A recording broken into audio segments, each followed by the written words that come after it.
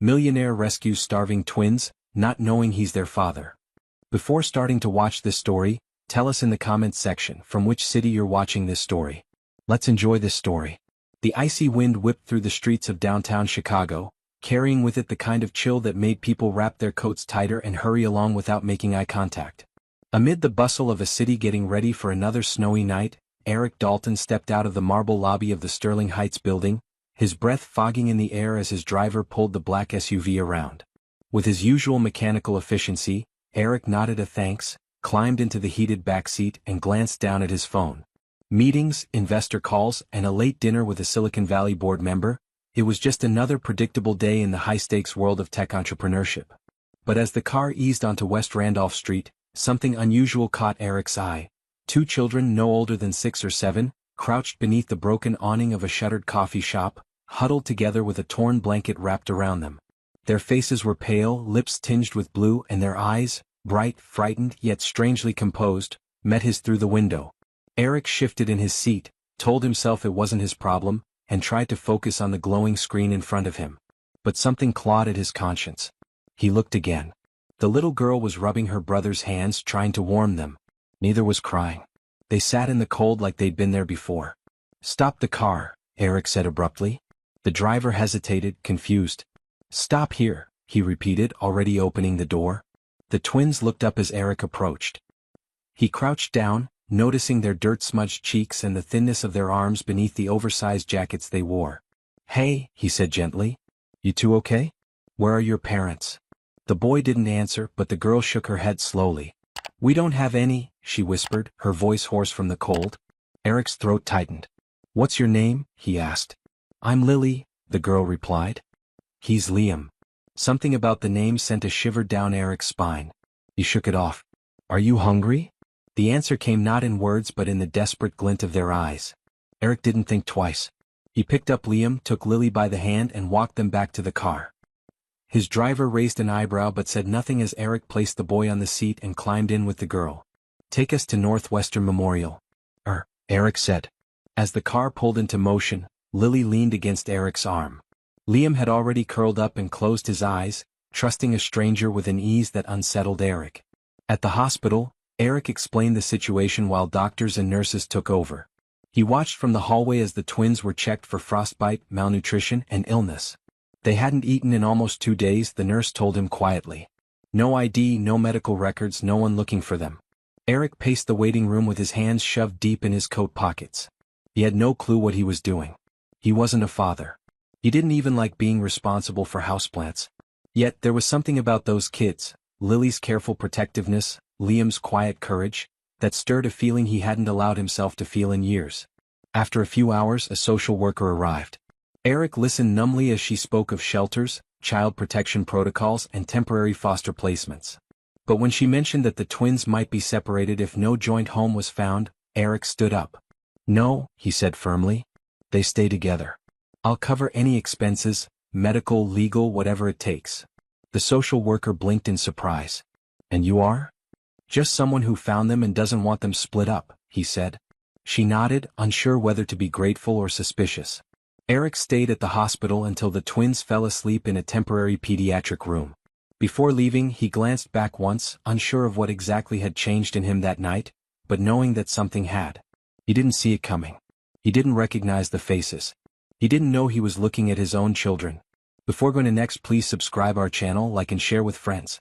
The morning sun spilled through the floor-to-ceiling windows of Eric's penthouse apartment overlooking Lake Michigan, casting a golden light on the sleek, modern furniture and untouched breakfast set on the glass table. But for the first time in years, Eric Dalton didn't care about his espresso or the unread business report resting on the counter. He sat in silence on the couch, still wearing the same coat from the night before, replaying every second of the previous evening. 2 kids. Alone. Starving. And now asleep in the children's wing of Northwestern Memorial Hospital. The hospital had called early, informing him that the twins were stable and resting, and that the Department of Children and Family Services would begin their case review later that day. That should have been the end of Eric's involvement. He wasn't family. He wasn't a legal guardian. But something deep inside him, something he couldn't quite name, told him it wasn't over. By noon he was back at the hospital, carrying a bag of clothes he'd bought from a department store on Michigan Avenue. Small jeans, soft sweaters, a couple of jackets, and a plush bunny for the girl because he wasn't sure what else little girls liked.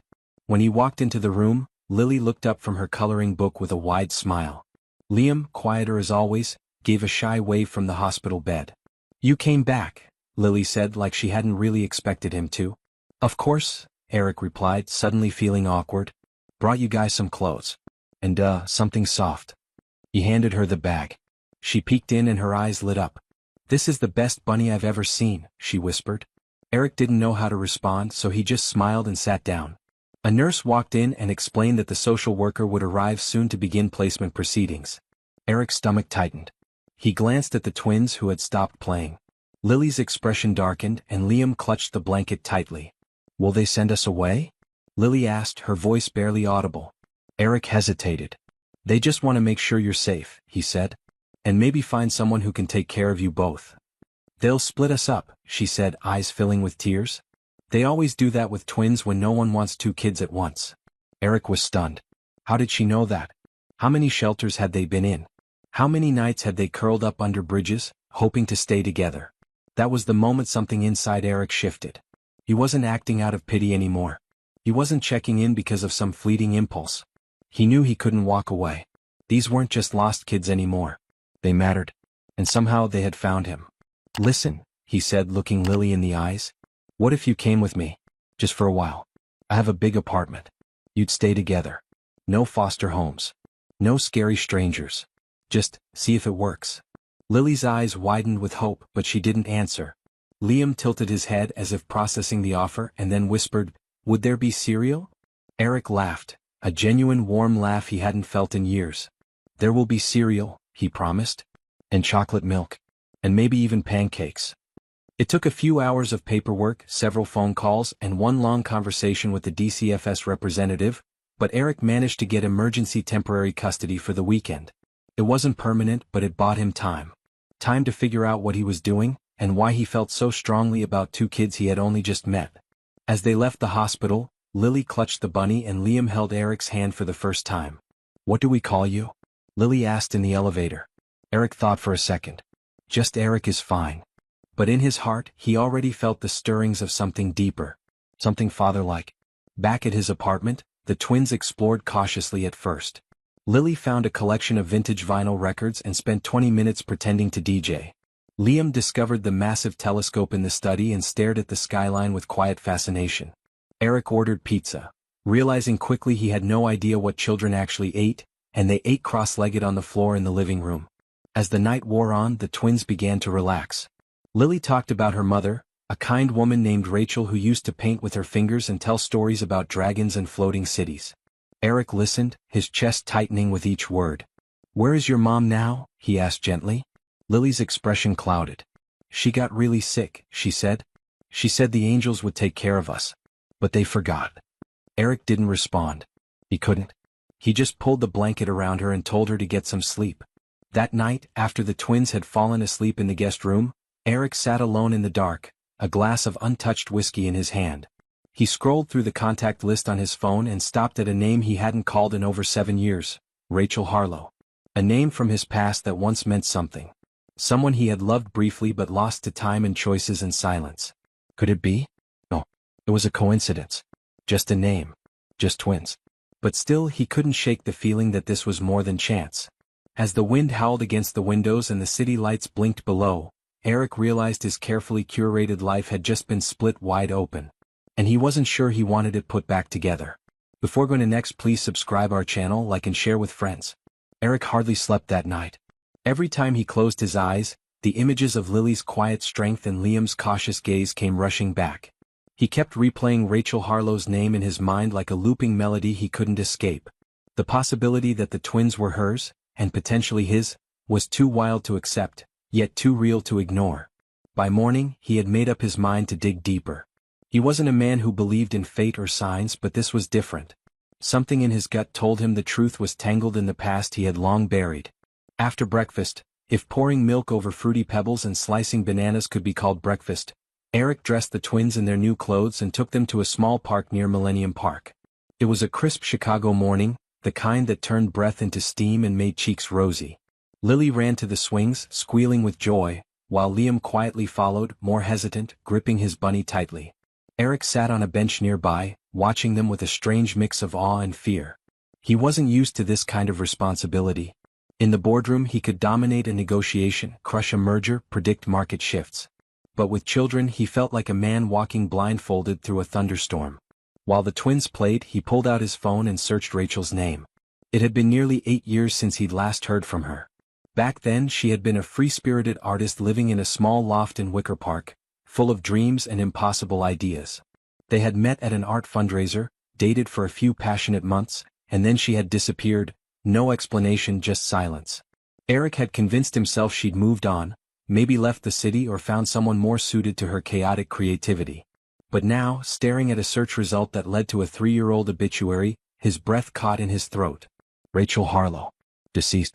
Complications from untreated pneumonia. The article was brief, just a paragraph tucked in the obit section of a local blog. No photo, no detailed history. But the date made his heart freeze. She had died a little over 2 years ago. The twins were 6. The math punched him in the gut. He looked up at Lily and Liam, laughing now as they took turns on the slide. The resemblance was suddenly unmistakable. Lily's high cheekbones. Liam's pale blue eyes. All things he had never noticed before because he hadn't been looking. Back at the apartment the mood shifted slightly. The twins had settled into a comfortable rhythm, but Eric couldn't shake the weight pressing on his chest. That evening, while they were watching an old animated movie, he stepped into his home office and opened the locked drawer in his desk. Inside was a thin file, just one Rachel had left behind when she moved out of his life. A postcard, a sketch, and a letter she had never sent, postmarked but never mailed. His hands trembled as he unfolded it. Eric, if you're reading this, it means I didn't have the courage to face you. I found out I was pregnant. And I didn't know how to tell you.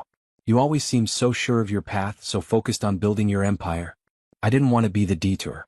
I wanted you to live the life you dreamed. So I left. I don't expect forgiveness. Just know that I loved you. That part was always true. Rachel. He stared at the letter for what felt like hours, reading the lines again and again. The guilt washed over him like a tidal wave. He hadn't even looked for her. Not really. And now she was gone. But her children, his children, if this letter and his instincts were right, were here. In his apartment. In his care. Sleeping down the hall without a clue that the man tucking them in was possibly their father. He didn't know what to do next. DNA tests would confirm it, of course, but was he ready for that truth? Was he prepared to be a father, to rewrite his life around 2 small people who deserved so much more than he ever thought he could give? And how would they feel knowing the man they called Eric was their actual blood? He thought about talking to them right away but stopped himself. This wasn't something he could drop like a surprise. It had to be handled gently, with time, with care. Over the next few days, Eric began learning what being a parent even meant. He bought children's books and bedtime lamps, filled the fridge with things like apple slices and juice boxes, and downloaded parenting podcasts. He arranged a meeting with a private child psychologist to understand how best to handle the twins' trauma. He started reading aloud at bedtime. Even when he fumbled the characters' voices, Lily always clapped and Liam curled closer under the blanket. One afternoon, while helping Liam with a jigsaw puzzle, Eric found the boy looking up at him with curious eyes. "Do you think our dad is alive?" Liam asked softly. The question felt like a knife through his chest. I don't know," Eric replied honestly, swallowing the lump in his throat. "But if he was, I think he'd be really proud of you." Liam nodded and returned to his puzzle. Eric walked away before the emotion could spill over. Later that night, after both children were asleep, Eric opened his laptop and contacted an old friend, Harvey Myers, a lawyer who specialized in custody and guardianship cases. It was time to make things official. Time to face whatever truth science would reveal.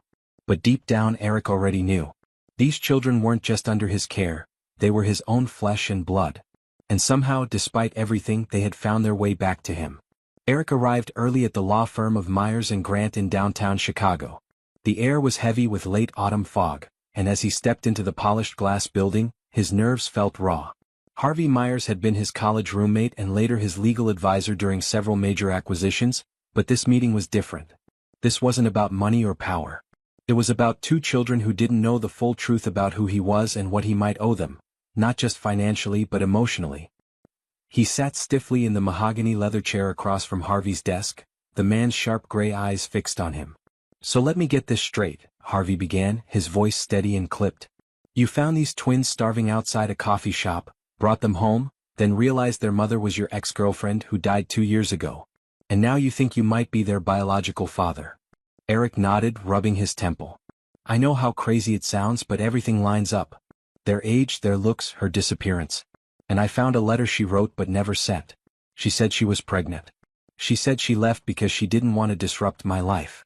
Harvey leaned back, tapping a pen against his notepad. "We'll start with a DNA test." Quietly. "I have a contact at a clinic in Lincoln Park. Discreet, no questions asked. Once we know for sure, we'll begin filing guardianship papers.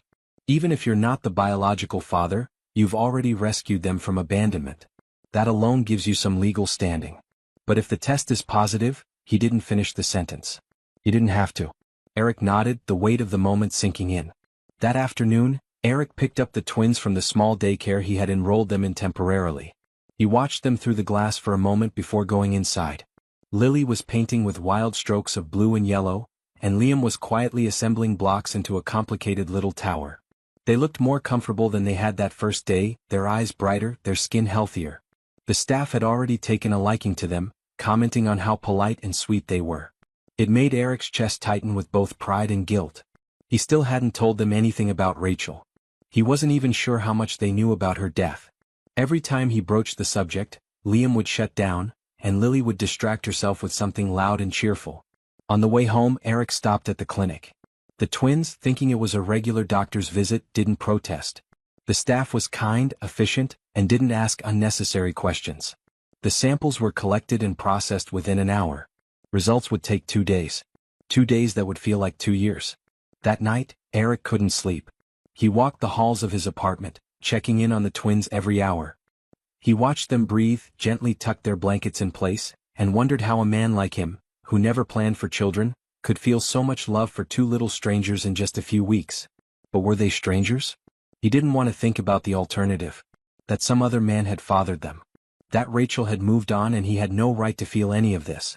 The next morning, while the twins played in the living room, Eric sat at the kitchen table with an old photo album Rachel had left behind. He had kept it out of sentiment, buried in a closet. It was full of pictures from their short but passionate relationship. One photo showed Rachel with a soft glow in her face, taken just weeks before she disappeared. Now, looking closer, Eric noticed the way her hand rested on her stomach. Protective. Subtle. Was that the moment she had already known? He turned the page and found a torn photo tucked in between 2 others. It showed a hospital wristband with her name on it, half hidden under a folded corner. It had a date. A delivery date. 6 years ago. The day the twins were born. 2 days later, Harvey called. "I just got the results," he said.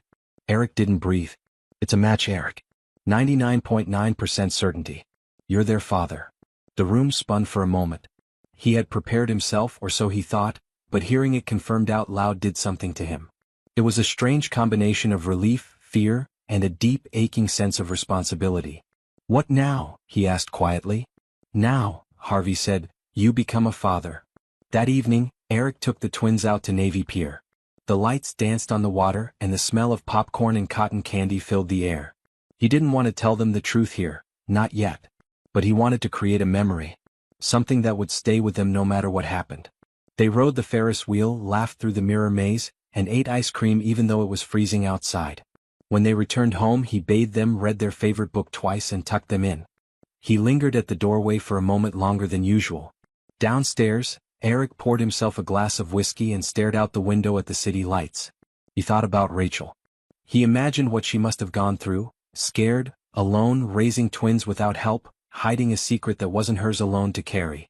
And then he thought of the promise he had silently made the night he brought Lily and Liam home. That he would protect them. Give them stability. Love them unconditionally. Whether they knew the full truth yet or not. He had a lot to make up for. But he had also been given a second chance. Before going to next, please subscribe our channel, like and share with friends. Eric woke up earlier than usual that morning, the first rays of sunlight creeping through the gaps in his bedroom blinds. He sat up in bed, letting the quiet hum of the city seep into the room. It had been 2 days since he learned the truth, that Lily and Liam were his biological children, and yet the reality hadn't quite settled. He'd replayed the conversation with Harvey over and over in his mind, the results of the DNA test echoing like a bell in his ears. 99.9%. There was no room left for doubt. The twins were his, not just in feeling but in blood. Still, the words had not yet found their way to the children. He hadn't told them. He didn't know how. In the kitchen, Lily was already up, her curly blonde hair a wild mess as she stirred a spoon through her cereal. Liam sat next to her, more focused on lining up their juice boxes into a pattern than eating. They looked up and smiled when Eric walked in, and something about that moment gripped his chest. He returned the smile, poured himself coffee and sat down watching them. The questions pressed on his mind. Would they even understand if he told them? Was it too soon? Too abrupt? He needed help, someone with experience in situations like this, and for the first time in a long while, he realized he couldn't handle everything on his own. After breakfast, Eric called Laurel. She had been Rachel's closest friend, though their contact had faded after Rachel left. He found her number scribbled on a torn notebook in the old box of Rachel's things he had kept. She still lived in Chicago, working as a child psychologist at a clinic in Lakeview. When she answered, her voice was cautious, confused to hear from him after so long. But when Eric explained the situation, the twins, the DNA test, the uncertainty, Laurel's tone softened. "I always knew she was hiding something," she said quietly. "I just didn't know it was that." They agreed to meet the next day at a small cafe near the lake. When Eric arrived, Laurel was already there, wrapped in a gray coat, her brown eyes sharp with curiosity and concern. She listened without interruption as Eric explained everything from finding the kids to the letter from Rachel to the DNA results. She didn't interrupt, but he could see emotion flickering in her face, shock, sadness, and a flicker of something like relief. "Rachel didn't talk about you much after she left," Laurel said when he finished. "But I always suspected you were the father." She was scared, Eric. She felt like she wasn't good enough for your world. She thought you'd choose your company over her and the babies. And when the complications with the pregnancy started, she felt even more alone. Eric felt his stomach twist. He wished Rachel had come to him. Wished she hadn't carried that weight alone. "I want to do this right," he said. "They deserve the truth, but I don't want to scare them or confuse them. I want to give them stability, not more chaos." Laurel nodded slowly. "Then you need to build trust. Be patient. Don't dump it all on them at once. Let them feel safe. Let them come to you with questions. And when they do, be honest." That night, back at the apartment, Eric found Lily sitting cross-legged in her room, drawing pictures of what looked like houses and stick figures holding hands. "Is this our family?" he asked gently, kneeling beside her. She nodded. "This is me, this is Liam, and this is you. And that was Mommy," she said, pointing to a smiling figure with long brown hair. "Do you miss her?" he asked. Lily paused, her face turning serious. "Sometimes. But she was always tired. And sad. She used to cry at night, but she thought we didn't hear." Eric felt a lump rise in his throat. He put an arm around her. "You don't have to be sad anymore," he whispered. "You're safe now." Meanwhile, Liam had started asking questions too, quietly, cautiously. He wanted to know why they didn't have a dad before, why people in the daycare asked who Eric was to them, and why other kids had families that looked different. Eric answered carefully, never lying but never revealing too much too fast. "Families come in all shapes," he said. "But I promise I'm here to stay." As days passed, the apartment began to feel like a real home. Eric rearranged rooms, created a play area, and started a bedtime routine that included stories, silly songs, and long, warm hugs. The twins blossomed. Liam became more talkative, more confident. Lily's laughter echoed through the halls like wind chimes in spring. And Eric, once so consumed by board meetings and profits, found joy in packing lunches, doing laundry, and learning how to braid his daughter's hair. Still, not everyone in his world understood. His assistant, Denise, raised her brows when he started rescheduling meetings to pick up the twins. His board members questioned his sudden change in priorities. But Eric didn't care. Something had shifted inside him. Money and status suddenly felt hollow compared to the love he felt when two small voices shouted, "Daddy," when he walked in the door. One night, while tucking the twins in, Lily looked up and asked, "Eric, why do you always take care of us? Why do you love us so much?" He paused, brushing a strand of hair from her forehead. The moment had come sooner than he expected. His heart pounded in his chest. "Because I'm your dad," he said gently. "You didn't know before and that's okay. But it's true. I'm your father. And I love you more than anything." Lily blinked at him, her mouth slightly open. Then she smiled. "I knew it," she whispered, snuggling closer. Liam didn't say much, but he climbed into Eric's lap and wrapped his arms tightly around his neck. Eric held them both, eyes stinging, heart full. For the first time in years he felt whole. Before going to next, please subscribe our channel, like and share with friends. The morning sun filtered through the windows of Eric's apartment in downtown Chicago, casting a warm golden hue across the hardwood floors. The air smelled faintly of pancakes and strawberries, Lily's new favorite breakfast. The twins were up early, brimming with energy and questions, and Eric had learned quickly that managing two 6-year-olds meant starting the day with both patience and humor. It had been nearly a week since he'd told them the truth, and while Lily had accepted it with innocent enthusiasm, Liam had been quieter, more contemplative. Eric didn't push. He just stayed present, reading bedtime stories, answering questions when they came, and learning that fatherhood wasn't about grand gestures, but about consistency, warmth, and listening. That afternoon, Eric had an appointment at McCormick Elementary, where Lily and Liam were now enrolled. He had requested a meeting with the principal and their teacher, hoping to get a better understanding of how the twins were adjusting academically and socially. He arrived with a stack of documents and a hopeful heart. It was strange how just a month ago his days were filled with investment reports and quarterly projections, and now they revolved around spelling tests and field trip forms. The shift was dizzying, but it grounded him in a way no business venture ever had. Mrs. Rosen, their teacher, greeted him with a kind smile. She was a petite woman in her 60s, with silver hair pulled back in a tidy bun and eyes that held years of wisdom. "They're bright kids," she said, motioning for him to sit. "Lily is curious, social, and surprisingly articulate for her age. She's already made friends with most of the girls in class. Liam is more reserved but very observant. He watches before he acts. I think he's still processing everything." Eric nodded, relieved to hear they were settling in but also worried about Liam's silence. "He doesn't talk much about the past," he said. "Neither does Lily, really. It's like they've closed a chapter and aren't sure how to turn the page." Mrs. Rosen leaned forward. "Kids are resilient, but they also need space to make sense of their emotions. You've done something amazing by giving them safety, but healing takes time. Let him move at his own pace. He'll open up when he's ready." Eric appreciated her insight. He left the school with a newfound sense of responsibility, not just to provide but to protect, nurture, and guide them through the emotional terrain that followed years of instability. That evening, as they sat together in the living room, Eric turned on an old cartoon movie they had picked out from the library. Liam nestled beside him, his head resting against Eric's arm. Halfway through the movie, the boy looked up and asked, "Did Mommy ever tell you about us?" Eric's heart stopped for a beat. "No," he answered truthfully. "She didn't. I wish she had." Liam looked down at his hands. "Sometimes when it was really cold, Mommy would cry at night. I think she wanted us to be with someone better. She said someone out there would care." Eric swallowed the lump in his throat. "She was right. I care. And I always will." The days that followed brought a new routine. Mornings meant breakfast together and the hustle of getting out the door for school. Afternoons were filled with homework, crafts, and trips to the park. Eric found joy in the smallest things, packing lunches with silly notes, watching the twins ride their bikes for the first time in Grant Park, and hearing their laughter echo in the apartment halls. For the first time in his life, the sound of silence didn't comfort him. He preferred the chaos, the constant chatter, the life they brought with them. But not everything was easy. One Sunday morning, Eric received a letter from Rachel's estranged sister, Deborah. They hadn't spoken since Rachel's funeral, but now she wanted to visit the twins.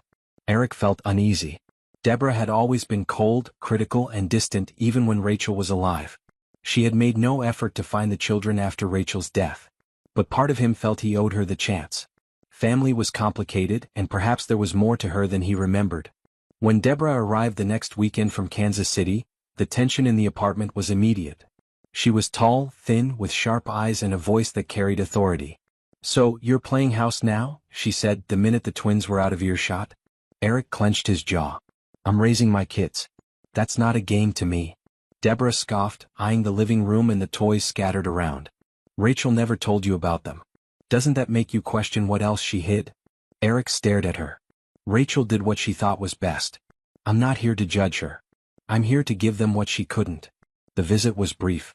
Deborah made no real connection with the twins, who were polite but distant.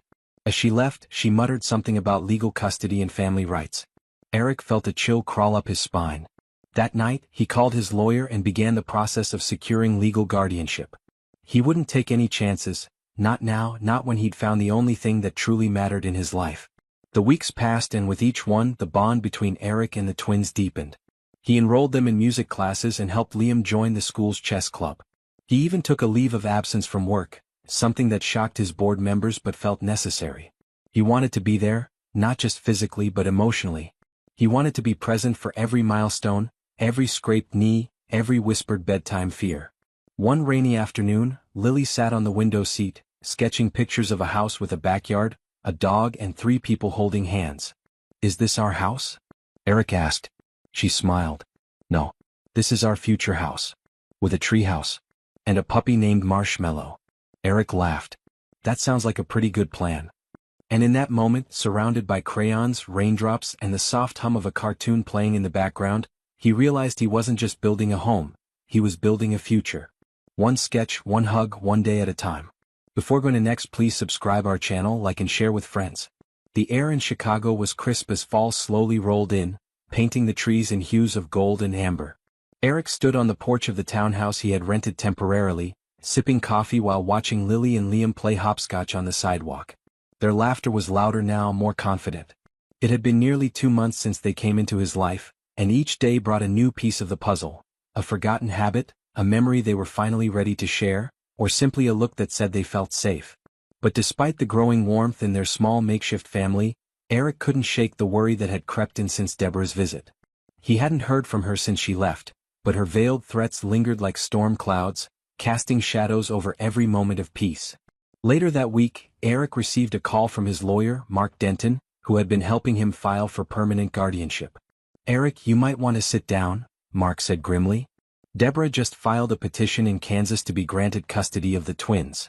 She's claiming you're unfit, based on your past absence from their lives and Rachel's decision to keep them from you." Eric's stomach twisted into knots. She never even came to their school. She didn't look for them after Rachel died. She doesn't even know them, he argued, his voice rising. Mark's tone was measured. "I know that. But in court, perception can matter more than truth. We're going to fight this. You've been doing everything right. But be ready, she's hired a tough attorney and she wants this to get messy." That night, after the twins had gone to bed, Eric sat alone on the couch, staring blankly at the family photo they'd taken at Millennium Park the previous weekend. Liam was smiling, really smiling, for the first time since they met. He couldn't let that be taken away.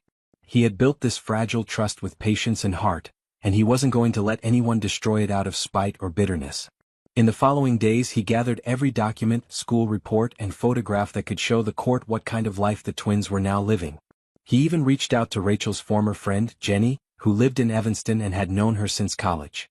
Jenny agreed to give a statement about Rachel's struggles and how she had always worried about her children's future. "Rachel loved those kids," she said.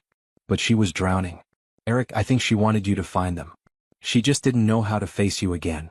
The court date was set in Kansas City, and Eric drove there with the twins, trying his best to keep things light during the trip. They stayed at a hotel near Union Station, where the kids marveled at the old trains and glass ceilings. "Is this a vacation?" Lily asked, brushing her hair in the mirror. Eric smiled. "Kind of. But I have to take care of something important tomorrow. You'll stay with a sitter just for a little while, okay?"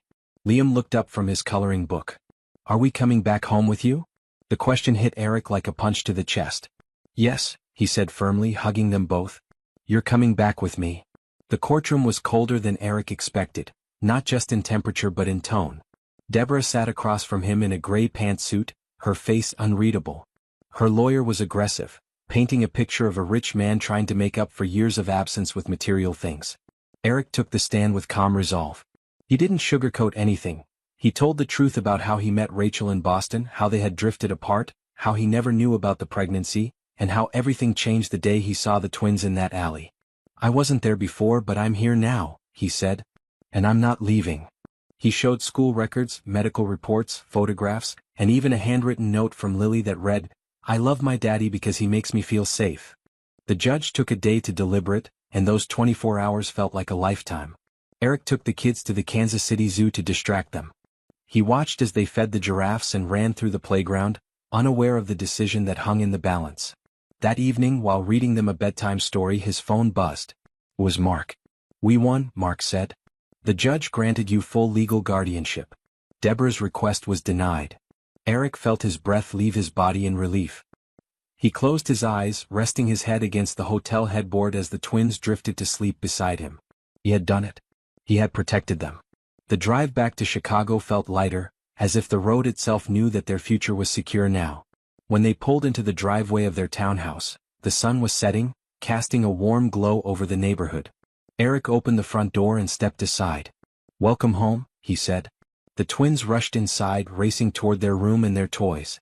That evening they celebrated with pizza, juice boxes, and a movie night in pajamas. Eric sat on the floor with them, Liam curled against his side, Lily playing with his hair. For the first time since this journey began, he allowed himself to believe that this might actually work, that love, real and present, could repair what was once broken. Later that night, after tucking the kids in, Eric stood by their doorway for a long moment, listening to the sound of their breathing. He knew this was just the beginning. There would be more challenges, more difficult questions and moments of doubt. But there would also be birthdays, school plays, scraped knees and sleepy hugs. He wasn't just their guardian anymore. He was their father. Before going to next, please subscribe our channel, like and share with friends. Winter had arrived in Chicago with sharp winds that blew off Lake Michigan and a blanket of snow that softened the city's usual hum. Eric had never paid much attention to Christmas before. The holidays used to be nothing more than a week of quiet emails and champagne in a silent penthouse. But now, with Lily and Liam in his life, everything had changed. The twins were buzzing with excitement, taping their crooked handmade decorations to the windows and talking nonstop about Christmas trees, snow angels and Santa. For Eric, it was overwhelming but strangely comforting, a chaos he hadn't realized he needed. It was a Saturday morning when he decided to take them to the Christkindl market downtown. Wrapped in thick coats and knitted scarves, the three of them navigated through the festive crowds, stopping for hot cocoa and gingerbread. Lily danced to the sound of carolers while Liam was fixated on a hand-carved wooden train. Eric bought it without hesitation, handing it to the boy and receiving a shy but genuine thank you that melted his heart. People around them likely assumed they were just a normal father and his kids, and for the first time, that assumption felt completely true. Back at home, Eric let the twins pick out a tree from the nearby lot. It was a bit lopsided, but they loved it. They decorated it with tinsel, candy canes and paper stars, giggling the whole time. Eric found himself sitting on the floor beside them, watching their joy unfold. It wasn't just about giving them a happy Christmas. It was about making up for the years they had lived without one. He had missed their first words, their first steps and birthdays. But he could be here now, and every day after. The peace didn't last long. On December 15th, Eric received a letter that made his hands shake. It was from the Office of Child Protective Services. Someone had filed an anonymous complaint suggesting that Eric was unfit to care for children due to his lack of emotional stability and sudden assumption of guardianship. The wording was vague but deliberate. Eric knew instantly that this had to be Deborah. Though the court had ruled in his favor, she clearly wasn't done. The letter stated that a social worker would be conducting an in-home visit before the end of the month. Eric tried not to let the kids see his worry, but it was hard. He cleaned the house obsessively, consulted with Mark again, and even scheduled a meeting with a child psychologist to get a professional evaluation of the twins' well-being. Dr. Lisa Kravitz, who had worked with children in trauma recovery for over a decade, observed the kids for 2 hours. Her report later confirmed what Eric already knew in his heart.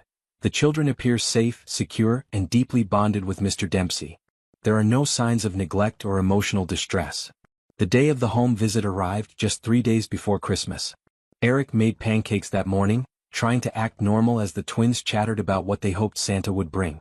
At noon, a woman in her early 40s named Donna Wilkins knocked on the door. She introduced herself with a professional but not unkind demeanor. "This is routine. We just want to ensure the children are in a safe, nurturing environment."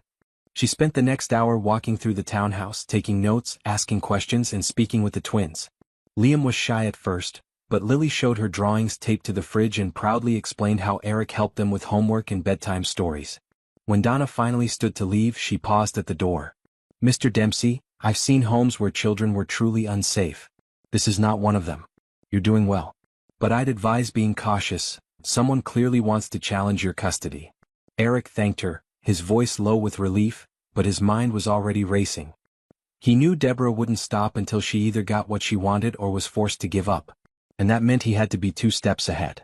That evening, when the kids were asleep, Eric found himself flipping through an old photo album Rachel had kept in the box she'd left for him. It had pictures of her college days, the twins as babies, and even one faded photo of them as toddlers, sitting on a park bench holding juice boxes, unaware of the struggles surrounding them. He studied every image, trying to piece together Rachel's silent pain, her loneliness, and the burden she carried. In that moment, he didn't just miss her. He grieved for her, for what could have been if she had reached out sooner. He whispered a promise to the photo, "I'll take care of them no matter what." Christmas morning arrived with soft snowfall and sleepy smiles. The twins squealed with delight at the wrapped gifts beneath the tree: books, puzzles, new coats, and a plush reindeer that Liam instantly named Charlie. But it wasn't the presents that mattered. It was the sense of belonging. They baked cookies together, played board games, and watched an old holiday movie with cocoa in hand. Eric even helped Lily write a thank you note to Santa. Later that evening, as the city quieted down, the three of them sat by the window, watching the snow blanket the street in silver. Liam rested his head against Eric's shoulder. "This is the best Christmas ever," he whispered. Eric kissed the top of his head, holding him close. "Mine too, buddy. Mine too." January in Chicago was unforgiving. The holidays had passed, leaving behind a quiet stillness broken only by the howling wind and the groan of radiators fighting to keep up. Eric had settled into a new rhythm with Lily and Liam: school runs, lunchbox packing, evening story time. He no longer second-guessed himself when Lily asked about fractions or when Liam needed help tying his shoes. In a matter of weeks, he had transformed from a solitary, emotionally distant businessman into a man who knew how to braid hair and find missing socks buried under the couch. But just when life seemed to be finding a new kind of normal, Eric received an unexpected phone call that disrupted everything. It was a Thursday afternoon, and Eric had just returned from dropping the twins off at school when his phone buzzed. The caller ID read Lincoln Medical Center. His stomach dropped. The voice on the other end belonged to a nurse named Carla. She explained that Deborah had been in a car accident just outside of Springfield, Illinois. Her injuries were serious but not life-threatening. However, what caught Eric's attention was what she said next. "Ms. Greystone has listed you as an emergency contact for any decisions concerning her estate or immediate medical matters." She specifically noted custody issues regarding Lily and Liam. Eric sat frozen on the couch, the phone resting against his cheek as he processed the weight of those words. Deborah had been a storm in their lives, relentless, accusatory, manipulative, but hearing that she had named him in any legal capacity was shocking. He thanked the nurse and promised to drive down first thing in the morning. The next day he arranged for their neighbor Mrs. Hanson to watch the twins and made the 3-hour drive in silence, his thoughts tangled between suspicion and compassion. When he arrived at the hospital, he found Deborah sitting upright in her bed, her arm in a sling and her face bruised but alert. She looked smaller than he remembered, worn down not just by the accident but by life itself. "You didn't have to come," she muttered without meeting his eyes. Eric sat in the chair beside her, unsure of what to say. "You put me down as your emergency contact," he finally said. Deborah gave a tired laugh. "Didn't exactly have a lot of options. Rachel's gone. You're all they have." There was a long pause and then she added, "I thought I could handle it, raising them when Rachel died. But I'm not her. I never was." Eric studied her closely, searching for deception, but all he saw was exhaustion. She admitted that she had been the one who called CPS, driven by resentment and fear that he would take the children away completely. But she also confessed something more important, that she had started the process of relinquishing guardianship rights. "I'm not cut out for this," she said. "They're better with you. I can see it even if it hurts." Eric didn't know how to respond. Part of him felt a flicker of anger, but a stronger part felt relief. That night, he stayed at a nearby hotel and stared out at the gray skyline of Springfield. The road ahead would be complicated. Deborah stepping aside didn't mean everything would fall into place. There were legal hurdles, more paperwork, more questions from child welfare authorities. But it also meant something he hadn't dared believe. He was becoming not just a temporary guardian but a permanent father. By the time he returned to Chicago, the kids were already asleep. Mrs. Hanson left him a note on the counter about their day, along with 2 drawings, one from Lily showing their small family in front of a crooked Christmas tree, and one from Liam with stick figures labeled "Me" and "Dad." Eric held those papers like they were priceless. Over the next few weeks, he worked with Mark to prepare legal documentation for permanent custody. He also started seeing a family counselor to help him navigate parenting challenges he never anticipated. Liam had night terrors. Lily occasionally asked questions about Rachel that he struggled to answer. But they were healing, together. Eric found a new rhythm, one filled with purpose. He started cutting down on hours at the firm, began cooking more meals at home instead of ordering in, and even got used to the chaos of backpacks, shoes, and homework papers scattered across the hallway. Then, one snowy Tuesday morning, a letter arrived from the court. Eric opened it with trembling hands and read the words that made his throat tighten. The court recognizes Eric Dempsey as the sole legal guardian of minors Lily Greystone and Liam Greystone, effective immediately. He sat down at the kitchen table and wept, not out of sadness but out of sheer gratitude. When the twins got home from school that day, he sat them down and read them the letter, carefully explaining what it meant. At first, they didn't fully grasp it, but when Lily asked, "Does that mean you're really our dad now?" and he said yes, she ran into his arms. Liam followed silently, clinging to his shirt. They didn't need legal definitions. They only needed love, and they had found it. That evening, Eric made spaghetti, Liam's favorite, and they watched a movie together with popcorn and warm blankets. As the snow continued to fall outside, Eric knew this was only the beginning. There would be challenges ahead, but he no longer feared them. He had 2 reasons to keep going, 2 beautiful, resilient children who had already changed his life forever. Before going to next, please subscribe our channel, like and share with friends. Eric stood by the window, gazing out at the sprawling cityscape of Chicago. The city was a blur of lights, the streets a winding maze of vehicles that never seemed to stop moving. But his mind wasn't on the city below. It was on the past year, the months that had unfolded like pages of a story he never expected to live, let alone be the main character in. He had become a father, not by choice or by design, but by necessity. And in the process he had found a life he never thought he could have. Yet even as he marveled at the way everything had fallen into place, the weight of his responsibilities never seemed to ease. He knew the real work was just beginning. It was a Saturday morning when the call came in. He had just finished a breakfast of pancakes and syrup with Liam and Lily, the kids happily chattering about their plans for the day. Liam had recently developed an obsession with dinosaurs, while Lily was becoming more interested in reading and writing, her little notebook filled with stories she had created. Eric had become accustomed to their daily rituals, the laughter, the chaos, the tender moments that made the ordinary extraordinary. But the phone call disrupted everything. It was from Mark, his lawyer, and the urgency in his voice immediately put Eric on edge. "You need to come to my office," Mark said. "We've got a situation. It's about the custody case." Eric's heart sank. The paperwork had been processed, the court had ruled in his favor, and everything had seemed settled. He had already started looking into ways to make the house more permanent for the twins, new furniture, renovations, even looking at schools. The last thing he expected was for something to threaten the fragile peace they had built. He agreed to meet Mark at his office in an hour and made arrangements for the kids to stay with Mrs. Hanson. When Eric arrived at Mark's office, he was greeted with a solemn expression. Mark led him into a conference room where a large stack of documents sat on the table. "I wish this were good news," Mark began, his voice heavy. "There's been a complication. It's about Deborah." Eric froze. Deborah had been out of the picture for months now, slowly fading from their lives after the accident and the subsequent decisions she had made about her role in the twins' upbringing.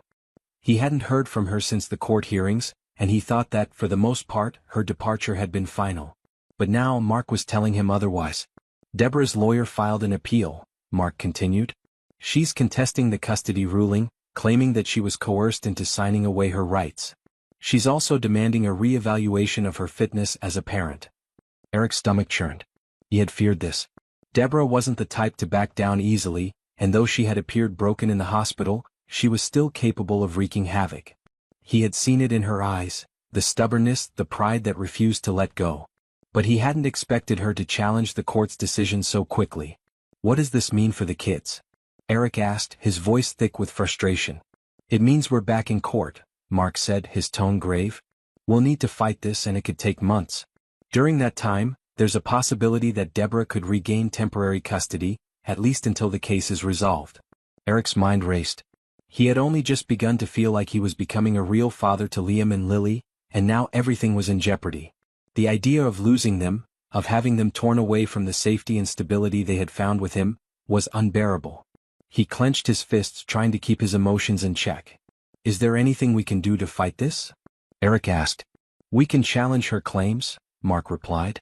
"We can argue that her actions after the accident, including her decision to abandon her parental rights, demonstrate that she's unfit to take them back. But it's not going to be easy. She's got a lot of money and she's willing to fight dirty. Eric's mind was already spinning, trying to figure out his next move. He couldn't let Deborah drag the twins through another court battle, not after everything they had been through. He had seen the joy in their faces when they called him Dad, and he knew that he couldn't let anyone take that away from them. But at the same time he was terrified of what this would do to them. The constant back and forth, the uncertainty, it would destroy the little stability they had left. Over the next few days Eric barely slept. He spent hours at Mark's office, reviewing documents, strategizing, trying to prepare for the legal fight that loomed ahead. He kept his distance from the twins, not wanting them to see the strain on his face, but it was impossible to hide his anxiety. He would catch them looking at him with curious, worried eyes, and it broke his heart. He had promised them that things would be okay, but now he wasn't sure how to keep that promise. One evening, as he sat at the kitchen table, going over the papers one last time, Liam and Lily came into the room.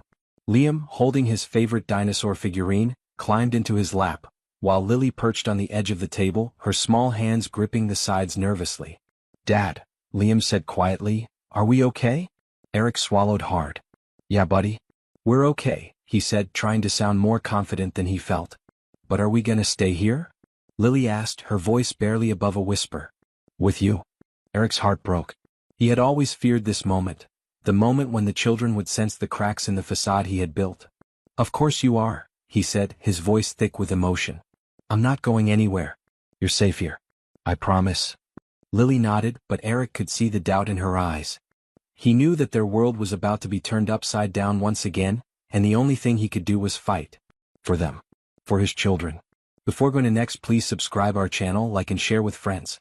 The final hearing was set for a Monday morning. Eric stood outside the courtroom, his hands shaking slightly as he adjusted his tie, trying to maintain his composure. The last few weeks had been a whirlwind of emotions, anxiety, fear, and a relentless drive to protect the life he had built with Liam and Lily. He had spent sleepless nights reviewing every detail of the case, making sure that he was fully prepared for the final showdown with Deborah.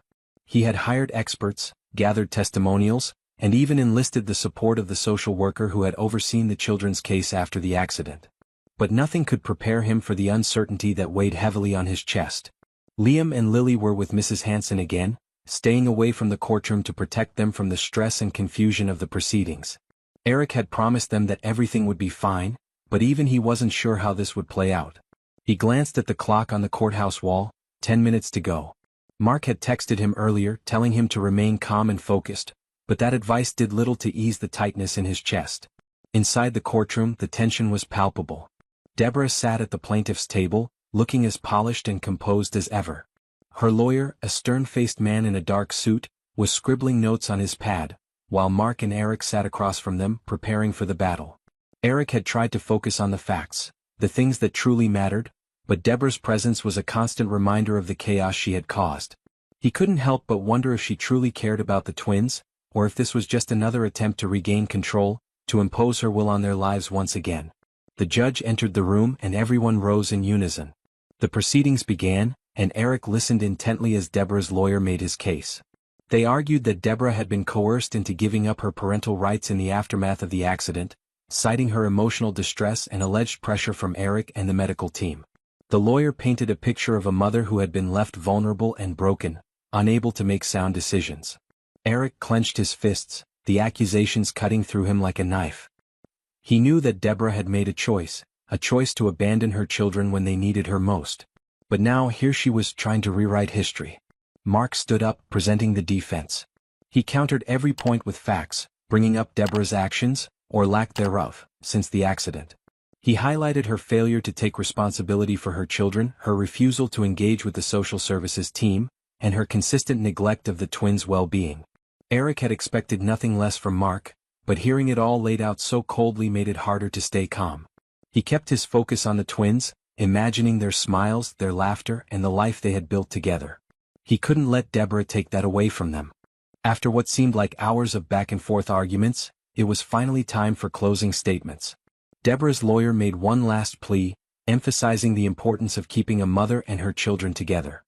He argued that the twins needed their biological mother, no matter the circumstances of the past. Eric's heart pounded in his chest as he listened, knowing that this wasn't about what was best for Liam and Lily, but rather about Deborah's desire for control. Mark's closing argument was brief but powerful. He reminded the judge that the twins had found stability, love and care with Eric. They had bonded with him and they considered him their father. To tear them away from him now would be a betrayal of the progress they had made. The judge asked for a short recess before making a decision. Eric stepped outside the courtroom, his mind a whirl of thoughts. He couldn't stop thinking about the twins, about their bright futures, about the life they deserved. His phone buzzed in his pocket, pulling him out of his reverie. It was a text from Mrs. Hanson. "The kids are asking about you. They're worried. Please tell them everything is okay." Eric's heart swelled with emotion as he read the message. He had promised them that they would be okay, that he would always be there for them. And now he was about to face the most important decision of his life. He couldn't fail them. The recess ended and everyone filed back into the courtroom. The judge sat down and the room fell into an eerie silence. Eric's palms were sweaty as he anxiously awaited the verdict. The judge took a moment to speak, outlining the evidence and acknowledging the emotional complexity of the case. He spoke about the importance of the children's well-being, of the bond they shared with Eric, and of the need to make decisions that would ensure their stability. Eric's heart raced as he heard the judge's words, feeling as if time had slowed to a crawl. Finally, the judge spoke the words that Eric had been praying for. "After considering all the evidence, I find that it is in the best interest of the children, Liam and Lily, to remain with their current guardian, Mr. Eric Davis. The appeal is denied, and the custody arrangement will remain unchanged." Eric's breath caught in his throat. He was stunned, overwhelmed with relief. He looked at Mark, who was smiling at him, and then at Deborah, whose face betrayed a mixture of anger and disbelief. The judge's decision had been final, and it meant that Liam and Lily would remain with him, their father, no matter what. The journey had been long, filled with obstacles and challenges, but Eric knew that the hardest part was behind him. He had fought for the children and now they would be able to grow up in a home full of love and stability. He had never imagined that his life would take such an unexpected turn, but in the end, it had all been worth it. He had become the father he never thought he could be, and the twins had found a home with him, a home that would always be theirs. Later that day, Eric went to pick up Liam and Lily from Mrs. Hanson's house. When they saw him, their faces lit up with joy. Liam ran to him first, jumping into his arms, while Lily followed closely behind, her eyes full of trust. Eric hugged them both tightly, feeling a deep sense of peace settle in his heart. They were his and he was theirs, and no one could take that away. As they drove home, Liam excitedly talked about the dinosaurs he had learned about that day, while Lily showed him the new stories she had written. Eric smiled, listening to their voices, and knew that this was just the beginning of a beautiful new chapter. The future was uncertain, but one thing was clear: he would never let go of the family he had found. If you've liked this story, please subscribe to our channel, like and share with friends.